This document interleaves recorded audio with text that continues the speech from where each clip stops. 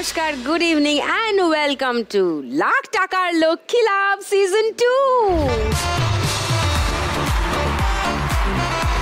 পশ্চিমবঙ্গের 3 প্রান্ত থেকে 3 দারুণ দারুণ মা লক্ষ্মীরা আজ আসছেন আমার সঙ্গে খেলতে।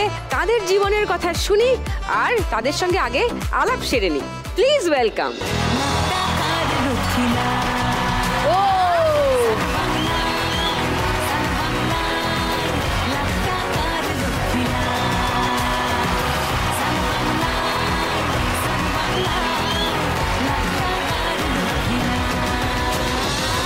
নমস্কার সবাইকে। নমস্কার সুস্মিতা, আগে আলাপ করি তোমার সঙ্গে। নমস্কার দিদি, সুদীপ্তা দি। আমি সুস্মিতা হালদার, উত্তর 24 পরগনা হাবড়া থেকে এসেছি। আমার একটা রোগ আছে অ্যালোপেশিয়া, আজকে তারই গল্প করবো। অ্যালোপেশিয়া মানে চুল উঠে যায়? হ্যাঁ হ্যাঁ হ্যাঁ, তোমার কথা শুনবো। হ্যাঁ নিশ্চয়ই শুনবো। অনন্যার সঙ্গে আলাপ করে নি। নমস্কার সুদীপ্তা দি, আমি অনন্যা মাইতি, হাওড়া বাগনান থেকে এসেছি। কি করো অনন্যা? আমি গৃহবধূ, গৃহে প্রচুর কাজ, সকাল থেকে রাত 12টা পর্যন্ত। থ্যাঙ্কস বলে কেউ মাঝে মধ্যে অন্তত? অনেক ধন্যবাদ, তুমি না না, কাজ আমাকে করছো। সবাই খুব ভালোবাসে, অনেক হেল্প করে, বিশেষ করে আমার শ্বশুর মশাই খুব হেল্প করে। এ তো দারুণ ব্যাপার, তার মানে গুড। মৌমিতা। নমস্কার সুদীপ্তা দি, আমি জলপাইগুড়ি নিউটন পাড়া থেকে এসেছি। আমি মৌমিতা টিহিদার, আমি 24 ঘন্টা কর্মরত একজন গৃহবধূ। হ্যাঁ দেখলে, এটাই বলছিলাম। 3 জনকেই ওয়েলকাম আমার শোয়ে। আরও গল্প করব, তার আগে ফার্স্ট রাউন্ডের খেলাটা শুরু করে দিই। প্রথম রাউন্ডে আমাদের আজকের খেলা টাকার খনি। সুস্মিতা, তোমার কথা শুনি। তুমি কি করো? আমি হাউস ওয়াইফ। মানে আমার 3 মা লক্ষ্মী আজকে গৃহকর্মী, হাউস ওয়াইফ, নিজের সংসার নিজেরাই সামলান, তাই তো? তোমার এই অ্যালোপেশিয়াটা কবে ধরা পড়লো? এটা 2 বছর আগে ধরা পড়েছে অ্যালোপেশিয়াটা। হঠাৎ করে? হ্যাঁ হঠাৎ করেই, কোনো কিছুই ছিল না, আগের থেকে শরীর খারাপও হয়নি। ডাক্তার বলেছিল তোমার কি জ্বর এসছে আগে? আমি বলছি না, কোনো জ্বর টর কিছুই আসেনি, এমনি এমনি চুলটা পড়ে যাচ্ছিল। চুল ছিল তো বেশি বোঝা যায়নি, আস্তে আস্তে দেখছি চুল পড়ে যাচ্ছে। পড়তে পড়তে এরকম এক জায়গায়, এই জায়গাটায় পুরো টাক হয়ে গেছিলো। তারপরে আমি ডাক্তারের কাছে গেলাম, উনি সঙ্গে সঙ্গে এমআরআই করতে দিল। এমআরআই করে ধরা পড়লো যে এটা অ্যালোপেশিয়া, এটায় চুল উঠে যায়।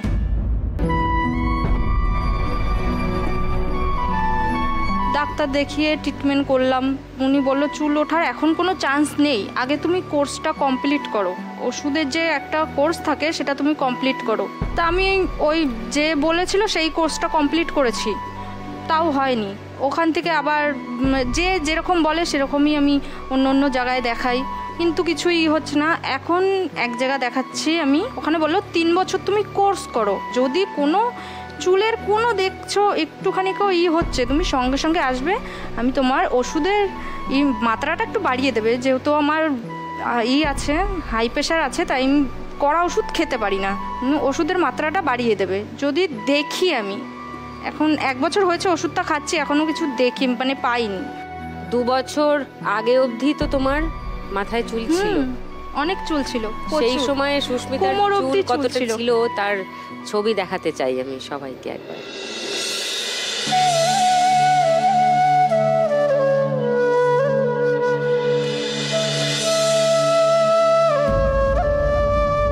আর এখন একদমই নেই?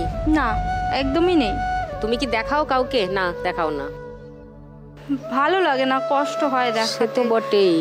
হট করে চুলগুলো উঠে গেল তো খুব লাগে, গিল্টি ফিল লাগে কাউকে দেখাতে। তোমার কেন গিল্টি লাগবে? এটা তো অসুখ। লোকে তো দেখে আমাকে করে না, ওই জন্য একটু গিল্টি লাগে। যারা করে তাদের যেন ভগবান করুক এরকম রোগ না দেয়।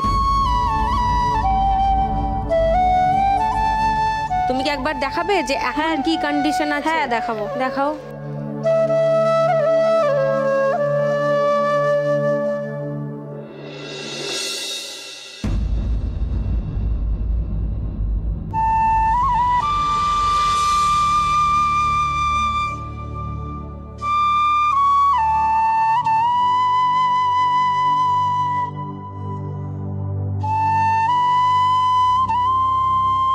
চুল ছিল, এখন নেই। তো খুব মানে নিজে আয়নার সামনে দাঁড়াতেই কেমন লাগে। 2 বছরে সেরকম কোনো ফেজ গেছে যে তোমার ভীষণ মনে হচ্ছে যে হ্যাঁ, না, এটা একদিন হঠাৎ আমি ডাক্তার দেখাতে গেছিলাম আমার মেয়েকে নিয়ে। মেয়ের গলায় এখানে একটা টিউমার আছে, ওটা নিয়ে ডাক্তার দেখাতে গেছিলাম।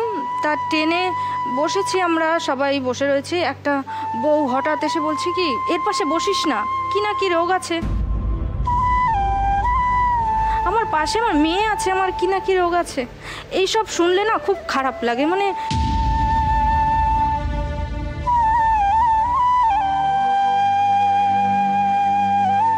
এটা তো যাদের শিক্ষা কম বা জানা তারা কম কি করে বলে? তারা এইভাবেই রিয়াক্ট করবে। তারা জানেই না কি বলতে হয়, কোথায় বলতে হয়। তাদের কথায় দুঃখ পেও না। এটা কি ফ্যাশন বানিয়ে নাও না। কত মহিলারা ন্যাড়া হয় ফ্যাশনে, কত মানুষের ক্যান্সার ট্রিটমেন্ট চলছে, তারা ন্যাড়া হয়ে গিয়ে বড় বড় কানে দুল পরে ফ্যাশন ওটাকেই স্টেটমেন্ট বানিয়ে নিয়েছে। তুমি ওটাকে লুকোবে কেন? লুকোলেই মনে হবে যে কিছু একটা অসুবিধা আছে। এটাকে অসুবিধা ভেবোই না, এটাকেই তোমার ফ্যাশন স্টেটমেন্ট ভাবো।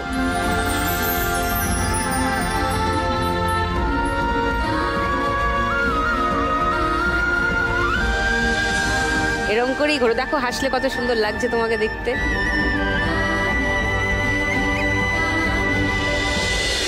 তুমি যদি আজকের এই খেলাটায় 1 লাখ টাকা যেত সুস্মিতা, কি প্ল্যান তোমার? আমার এই চুলের জন্য ডাক্তার দেখাতে অনেকটা দেনা হয়ে গেছে। ও, সেই দেনাটা শোধ করবো আর ট্রিটমেন্টটা আমি চালিয়ে যাব। আর মেয়ের এই গলার এখানে একটা টিউমার আছে, ওটা বলেছে বাড়লেই অপারেশন করতে হবে। আচ্ছা, ওর জন্য আমি কিছু টাকা থুয়ে দেবো। তোমার মেয়ে এসছে? হ্যাঁ। ও হ্যালো, আর কে এসছেন তোমার? মা, দাদা আর ওটা আমার একটা ভাসুর হয়। আচ্ছা, তাহলে চলো ফার্স্ট রাউন্ডটা খেলে নি। সুস্মিতা চলে এসো।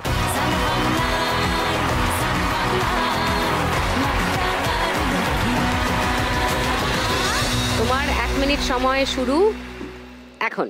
তোমার চুল বাঁধা দেখতে দেখতে, তোমার চুল বাঁধা দেখতে দেখতে ভাঙলো কাচের আয়না। তোমার চুল আটকে গেল, পড়ে যাচ্ছে টাকা সামনের দিকে। চুল বাঁধা দেখতে দেখতে ভাঙলো কাচের আয়না। তোমার ছলা কলা দেখতে দেখতে, তোমার সুস্মিতাদি হবে হবে হবে হবে। টাকাগুলো তো আরেকটু ডান দিকে। হ্যাঁ, এবার তোলো না, নিচের দিকে খুন্তি চালিয়ে। বাঁধা দেখতে দেখতে, তোমার চুল বাঁধা দেখতে দেখতে ভাঙলো কাচের আয়না। হ্যাঁ, নিচের দিকে চালাও, চালিয়ে একবারে তোলো তোলো। ও 500, 1000, 1500, 30, 40, 50, 60, 70, 80, 3580। ওয়াও!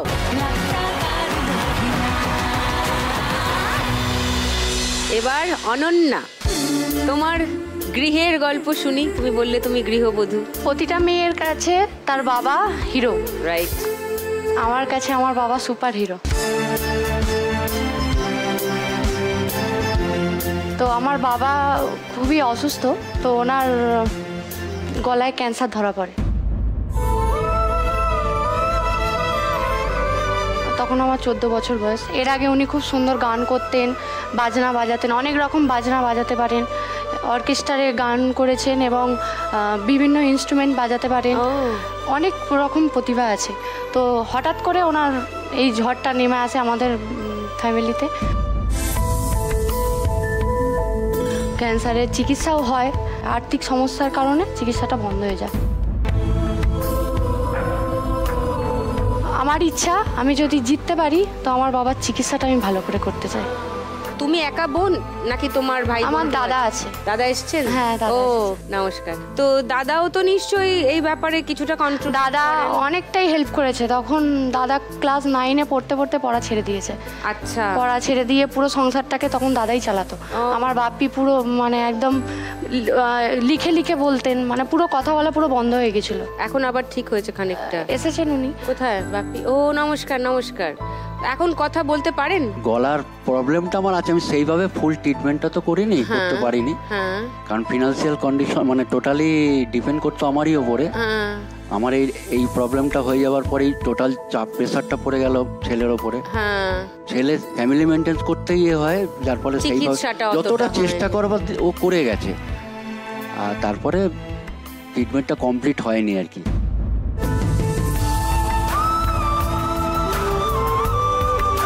কিন্তু আপনি ক্যান্সার মুক্ত এখন? না, মুক্ত আমি বলতে পারছি না, কারণ আমি বহুদিন তো মানে ওটা আর করিনি, পরীক্ষা নিরীক্ষা করা হয়নি, এবং ট্রিটমেন্টটাও অফ আছে। আচ্ছা। তার উপর হাই প্রেসার, হাই সুগার।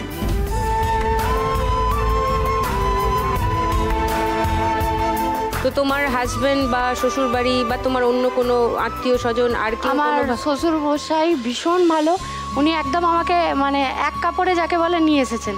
উনি বলেছেন আমি আমার বাড়ির লক্ষ্মী চাই, আমার কিচ্ছু দরকার নেই। তো আমার মানে হাজব্যান্ডও এসেছেন, উনিও মানে ভীষণ সাপোর্ট করেন। ও অনেক চেষ্টা করেছিল আমার হাজব্যান্ড যে আমি নিয়ে যাব, চিকিৎসা করব। আমার বাবা বলেছেন যে না, আমি আমি মেয়েকে কিছু দিতে পারিনি, মানে শ্বশুরবাড়ি থেকে আমাকে নিয়ে এসেছেন।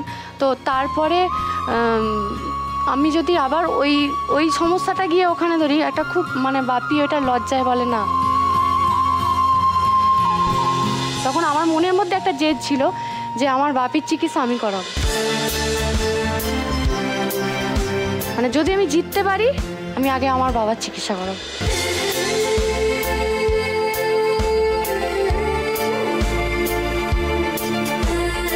যদি হয় দারুণ হবে।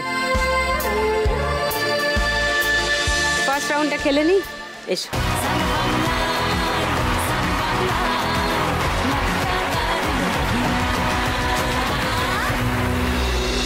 খেলা শুরু করছি অনন্যা, তোমার 1 মিনিট সময় শুরু এখন। ধাক্কা লেগে যাচ্ছে, আর একটু ডান দিক থেকে তুলতে হবে।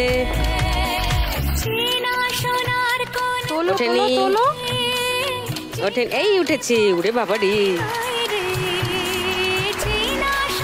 Very good, good going, good going. ওঠেনি।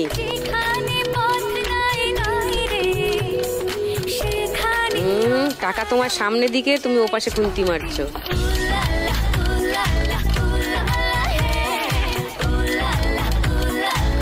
নিচে, হ্যাঁ নিচে ঢুকিয়ে এক ঝটকায় হয়নি, একটু হয়েছে, আরো হবে। হ্যাঁ হচ্ছে হচ্ছে হচ্ছে, গুড গুড গুড। এই হলো না, আরেকটু। টাকাটা ফিল করো কোথায় আছে, ফিল করো টাকাগুলো কোথায়। হ্যাঁ এবার এই সব পড়ে গেল রে।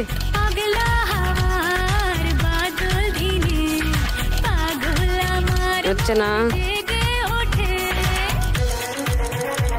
হচ্ছে না। ও ধরে থাকো, ধরে থাকো, পড়ে যাবে। 3580 পেরোবে সুস্মিতার স্কোর? দেখা যাক। অনন্যা ইজ হোপফুল, দেখা যাক।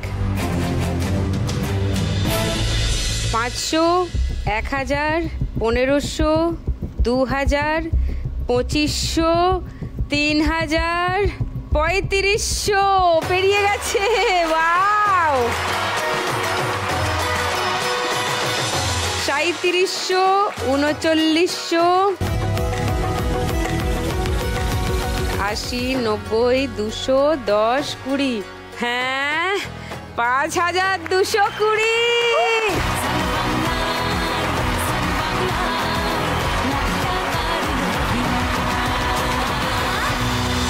মৌমিতা, তোমার গৃহের গল্প শুনি একটু। এখানে অনেক দিদি বোনেরা সবাই খেলতে আসে, যারা বিভিন্ন কাজের সাথে যুক্ত। তো আমারও খুব ইচ্ছে করে আমি বাইরের জগতে বেরোই, কোনো কাজ করি, করে আমি আমার স্বপ্নগুলো পূরণ করি। নিশ্চয়ই। কিন্তু আমার হাজবেন্ড এমন একটা প্রফেশনের সাথে যুক্ত না, উনি পছন্দ করে না আমি বাইরে বের হয়ে কোনো কাজ করি। প্রফেশনের সঙ্গে পছন্দের কি সম্পর্ক? মানে উনি হেলথে আছে, উনি একজন ডক্টর, তো উনি ফ্যামিলিকে একদম টাইম দিতে পারে না। এই জন্য উনি চায়, আমার যেহেতু দুটো মেয়ে, তো উনিও বেরিয়ে যায়, বাট আমিও যদি বেরিয়ে যাই তাহলে বাচ্চাগুলো ওরা মানুষ হবে না। এটা হচ্ছে আমার হাজবেন্ডের বক্তব্য। মেয়েরা কত বড়? ছোট, একজন 8 বছর, একজন 4 বছর। আচ্ছা। তো এই জন্য আমার হাজবেন্ড আমাকে বাইরে বেরোতে দেয় না, মানে কোনো কাজের সাথে আমি যুক্ত নেই। মেয়ে গৃহবধূ একজন। না কিন্তু বাড়িতে থেকেও তো কাজ করা যায়। এবং 8 বছর আর 4 বছর যথেষ্ট, মানে একটু কোনো হাউস হেল্প যদি কেউ থাকে, ছোটোখাটো কাজ দিয়ে তো শুরু করাই যায়, কি অসুবিধা। ধরো আমার এমন একটা কাজ, আমি ম্যাক্সিমাম সময়টাই বাড়ির বাইরে থাকি, আমার হাজব্যান্ডও কাজ করেন, আমার মেয়ে তো দিব্যি বড় হচ্ছে, কোনো তো অসুবিধা নেই। তোমার হাজব্যান্ড এসছেন? হ্যাঁ এসছি। কোথায়? আরে নমস্কার, সরি, আমি জানতাম না আপনি এখানে বসে আছেন।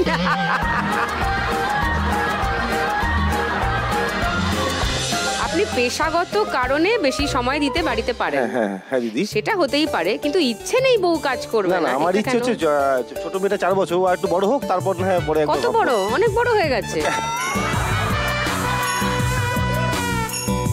দাদা আপনি একটু চেষ্টা করুন বুঝতে, প্রচন্ড স্ট্রেসফুল জব, সারাক্ষণ বাড়িতে বাচ্চা দেখা। তো ওর যদি মনে হয় যে ও কিছু করতে চায়, প্লিজ লেট হার, মানে কেন আটকাচ্ছেন? শুনিয়ে ভাবছেন কাহা ফাঁস গেয়া ইয়ার, আরে এই মহিলা তো বলেই খালাস, আমার বাড়ির ব্যাপার তো আমাকেই দেখতে হবে। তুমি আপাতত বাড়িতেই শুরু করো না কিছু একটা, বেরিয়েই করতে হবে কে বলেছে? উনি যেরকম বলছেন বাচ্চা আরো 1-2 বছর অপেক্ষা করো, বাড়িতে বসেই কিছু একটা শুরু করো। ঠিক আছে দাদা, বুঝেছেন? Thank you for understanding.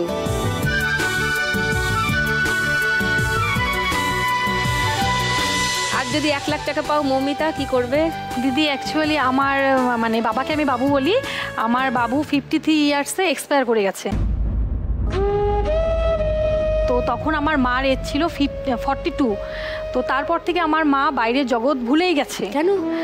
উনি বাইরে বেরোতে চায় না, কোথাও যেতেও চায় না। তো আমার খুব ইচ্ছে আমি যদি এখানে খেলে জিতে যেতে পারি, আমি মাকে নিয়ে একটু ঘুরবো। আমার মার কিছু নেই, লাইফ বলতে কিছু নেই, মানে একদম ঘরবন্দি হয়ে গেছে। আর যেটুকু আছে মেয়েদের জন্য কিছু করতে চাই। মেয়েদের জন্য যেটুকু করি সেটুকু তো শুধু হাজবেন্ডের কাছে হাত পেতে নিয়েই করতে হয়। তো এখানে যদি জিততে মেয়েদের জন্য কিছু করতে চাই। এখানে জিতলে মার জন্য করো, নিজে একটা কাজ শুরু করো, তাই দিয়ে মেয়েদের জন্য কিছু করবে।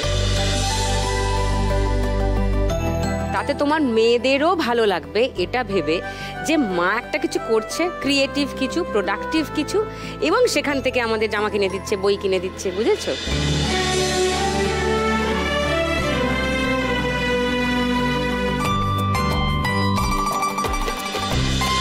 চলে এসো, ফার্স্ট রাউন্ডটা খেলি।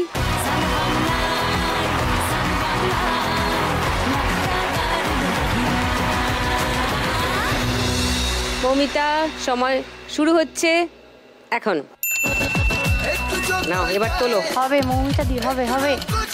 অনন্যা বলছে হবে হবে হবে হবে।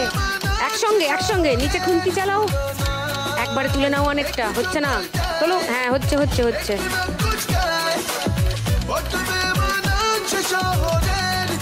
Very good. এক ঝটকায় তুলতে হবে, টাকাগুলো কাছে আনো। হ্যাঁ হ্যাঁ হ্যাঁ হ্যাঁ, হচ্ছে।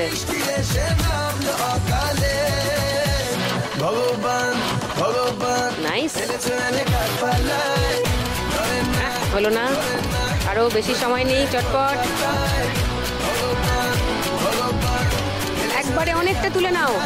ইয়েস, তোলো এক জায়গায়, একবারে অনেকটা। হচ্ছে না হচ্ছে না। ও 500, 1000, 1500, 1700, 60, 70, 80, 4380।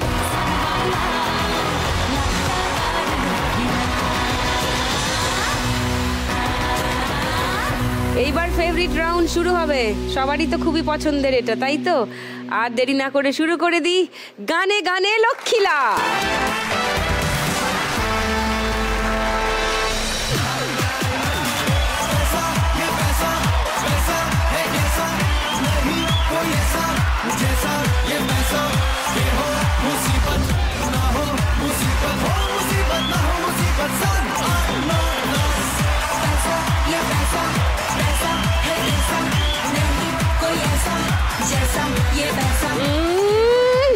একদম ওরম লাগছে দেখতে।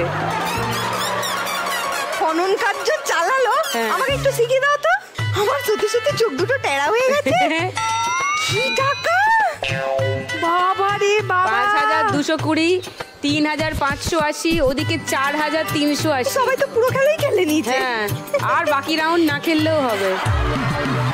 একবার খুন্তি চালাচ্ছে আর মনে হচ্ছে দীঘার ঢেউ আসছে। শোনো, আমি তোমাদের থেকে প্রাইভেট টিউশন নেবো, ঠিক আছে? সুস্মিতা দি, তুমি তো সকালবেলা কোচিংটা আমাকে দিতে চাইবে, তাই তো? একদম। আমি তোমার কাছে আসছি, আর তোমারও সব থেকে বেশি দরকার। আমিই দেবো কোচিংটা। বাহ, তোমরা রাজিও হয়ে যাও না? তোমরা কেমন বিনা পয়সায় খাটবে? হ্যাঁ ঠিক আছে, ভালোবাসা। ভালোবাসা। যা শিগগিরই যা। শুরু করি গানের রাউন্ড।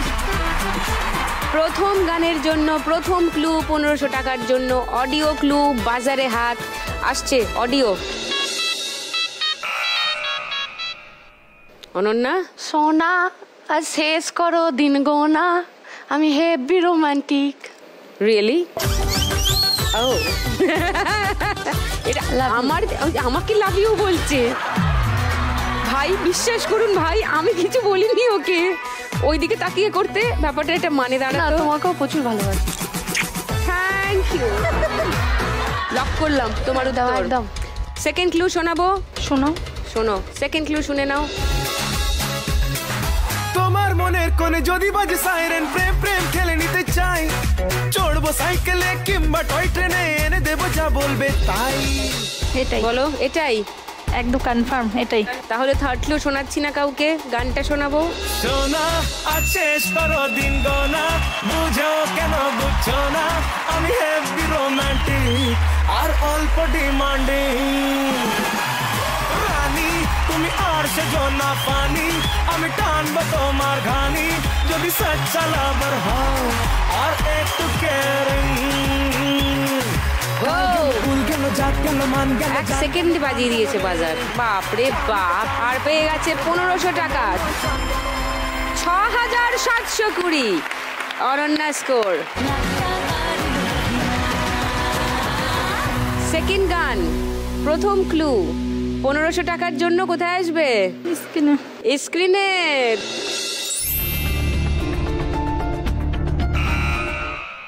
ইরে বলো। চোখ তুলে দেখো না কে এসেছে, নতুন করে আবার বিয়ের সানাই বেজেছে। আচ্ছা, এইটা লক করলাম। ওকে, সেকেন্ড ক্লু দেখাচ্ছি অনন্যা, সুস্মিতা। কেউ তাহলে ওকে চ্যালেঞ্জ করবে? এইটাই হবে। এটাই হবে শিওর? তাহলে থার্ড ক্লুটা খুলছি, মিলিয়ে নাও মিললো কিনা। 7 পাকে বেঁধে নিয়ে যেতে এসেছি। শুনে নি গানটা। চোখ তুলে দেখো না কে এসেছে, আরে নতুন করে আবার বিয়ের সানাই বেজেছে। আরে চোখ তুলে দেখো না কে এসেছে, নতুন করে আবার বিয়ের সানাই বেজেছে। তুলে নিয়ে যাব যখন ভালোবেসেছি, 7 পাকে বেঁধে নিয়ে যেতে এসেছি। যখন ভালোবেসেছি। 1500 টাকা পেয়ে গেলে মৌমিতা। 5880 টাকা। থার্ড গান, ফার্স্ট ক্লু 1500 টাকার জন্য শুনবো। বসে বসে ভাবি আমি সারাদিন কি করে মেটাবো তোমার এই ঋণ। আই লাভ ইউ জিদ্দা। কাউকে বসে বসে বাবা চান্স দিচ্ছ তুমি? দাঁড়ানোরই চান্স দিচ্ছে না। আগেরবার তোমাকে দিয়েছে, এরপরে জিদ্দা। অন্তর থেকে দাদা, আপনার অবস্থাটা খুব খারাপ, আমি বুঝতে পারছি। না না, উনি জানেন, উনি ফিক্সড ডিপোজিট, বাকি এদিক ওদিক।